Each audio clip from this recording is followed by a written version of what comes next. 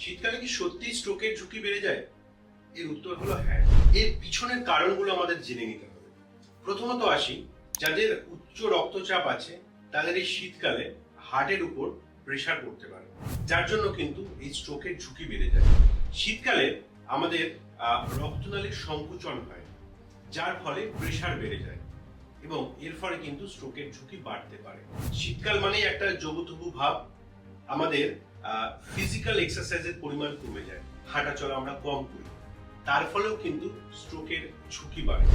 আরেকটা কারণ যেটা হচ্ছে আমাদের শীতকালে তৃষ্ণা বা তেষ্টা কমে যায়, আমরা জল কম খাই, এর ফলে শরীরের মধ্যে একটা হিমো কনসেন্ট্রেশন দেখা যায় এবং ব্লাডটা অনেক বেশি ভিসকাস বা ঘন হয়ে যায় এবং ইসকেমিক স্ট্রোকের প্রবণতা কিন্তু বেড়ে যায়। লাস্টলি আরেকটা জিনিস বলবো যে শীতকালে ফ্লু বা ইনফেকশনের পরিমাণ বেড়ে যায়, যার জন্য কিন্তু স্ট্রোকের চান্স আমাদের ক্ষেত্রে অনেক বেশি মাত্রায় দেখা যায়। সুতরাং এই বিভিন্ন কারণে কিন্তু একজনের শীতকালে স্ট্রোক হতে পারে। এই ভিডিও যদি আপনাদের ভালো লেগে থাকে তাহলে এমন কাউকে শেয়ার করুন যে শীতকালে কিন্তু স্ট্রোকের হাত থেকে বাঁচতে পারবে।